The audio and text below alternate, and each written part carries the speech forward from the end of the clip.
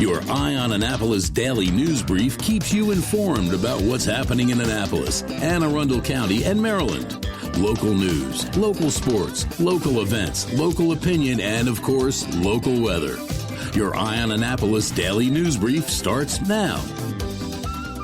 Good morning. It's Monday, December 16th, 2024. This is John Frenaye, and this is your Eye on Annapolis daily news brief presented by Annapolis Subaru and the SPCA of Anne Arundel County. If you have gifts to mail for Christmas or Hanukkah, now is the time to get them in the mail. Actually, that's more of a reminder for me. I need to get on the stick. Anyhow, it is Monday. There are only 9 more shopping days, so let's get into the news, shall we? An Anne Arundel County grand jury has indicted Judge Mark Knapp of the Anne Arundel County Orphans Court on charges of illegal wiretapping and misconduct in office. The indictment alleges that Judge Knapp recorded judicial deliberations without obtaining consent from other parties involved, violating Maryland law that prohibits recording conversations without all participants' consent. Did we not learn anything from Linda Tripp?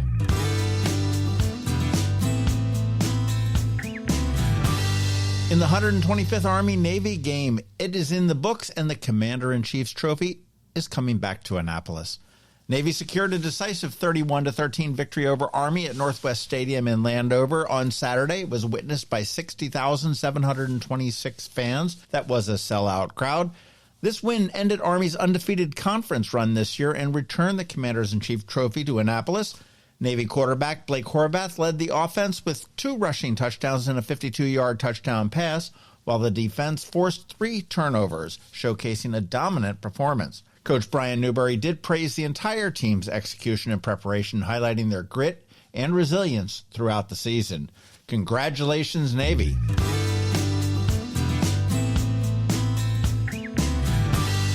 One of Annapolis' most popular holiday events, the Miracle on Blank Street, is set to return to its original location, West Street, on December 27, 2024.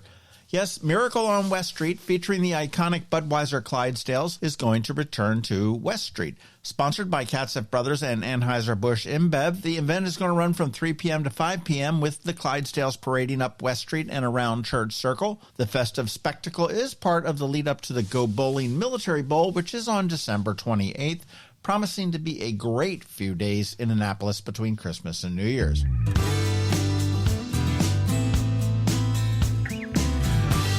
On Saturday, downtown Annapolis was filled with eye-averting cheer as over 200 participants took part in the 18th annual Santa Speedo Run. Runners dressed in Speedos and the like began at O'Brien's and jogged through the historic streets, entertaining spectators with their creative, let's call it creative, holiday-themed attire. The event collected toys and non-perishable food items for the Boys and Girls Clubs of Annapolis and Anne Arundel County, as well as the Anne Arundel County Food Bank, supporting local families in need during the holiday season. We do have a bunch of photos from Glenn Miller at eyeonannapolis.net if you are brave enough to go take a look.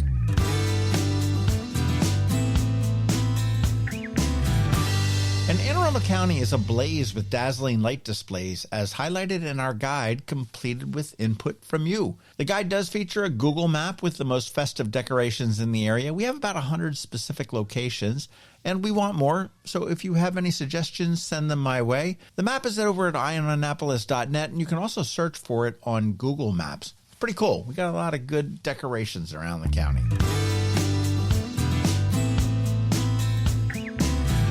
On Friday on K9s and Crosstracks, we met Chloe, a cute 1-year-old gray poodle mix looking for a home for the holidays and beyond. Is it you? Get in touch with the SPCA and make it happen. And Kelly from the SPCA also tossed out a challenge to us on Friday to get her adopted before Christmas. Let's make that happen. Saturday on the Local Business Spotlight, we chatted with Amy Murphy from Word Bookstore in Edgewater. That's WYRD, and it's actually a lot more than a bookstore. So if you missed it, be sure to give that one a listen as well.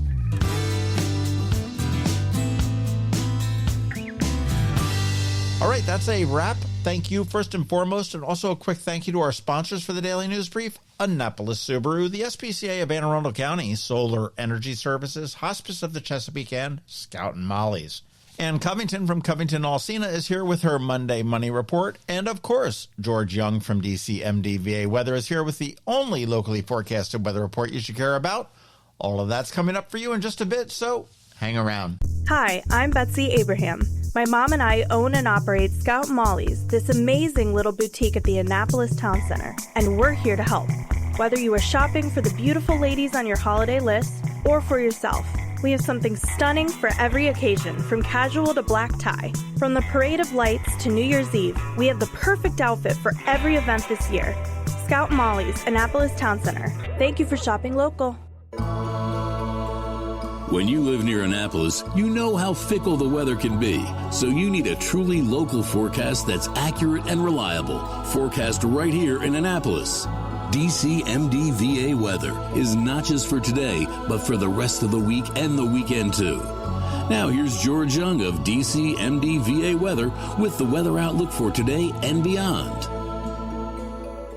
Hey everyone, this is George with DCMDVA Weather, and this is your Eye on Annapolis forecast for Monday, December 16th. A bit more rain is expected for the Annapolis region today, with a couple of additional chances later this week ahead of a dry but cold weekend. Look for highs today in the low 50s or so, with mostly cloudy skies and some light rain ahead of clearing skies tomorrow, with warmer highs around the 60-degree mark, followed by some rain Wednesday with highs in the mid to upper 50s. As the cold front then moves through with chilly temps behind it in the 45 to 50 degree range on Thursday, and low to mid 40s with a small chance of a few additional showers Friday. As for the weekend, it'll be mostly sunny but cold with temps near 44 afternoon highs Saturday, followed by mid or upper 30s on Sunday. Okay, that's it for today. This is George Young of DCMDVA Weather. Make it a great day out there today. Stay healthy and be safe, and be sure to follow DCMDVA Weather on Facebook and X for updates each day, along with the website at dcmdvaweather.info, so you can always stay weather informed. Coping with advanced illness can be overwhelming, and determining the best options for a loved one isn't always so easy. But here at Hospice of the Chesapeake, your hometown hospice, we want you to know you do have a choice. You can choose exactly who provides the care and the type of care you receive, and it's your decision when and where your loved one receives that care. We have served our community, family, and friends for over 40 years. We are there when you need us. Learn how we can help at hospicechesapeake.org. You work hard for your money. Is your money working hard for you? Managing and investing it can be confusing. Anne Covington, a financial planner from CovingtonAlsina, has been helping people make sense of it for nearly 20 years. Are you ready? Now, here's your Monday Money Report. This is Anne Covington of CovingtonAlsina with your Monday Money Report. The S&P 500 was down slightly last week, but it's still up over 25% for the year. This week brings the final meeting of the Federal Reserve Bank with expectations of another 0.25% rate cut.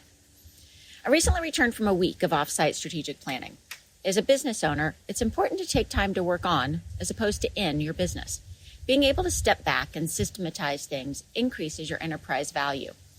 Locally, we've seen several small businesses close recently, often due to the retirement of owners.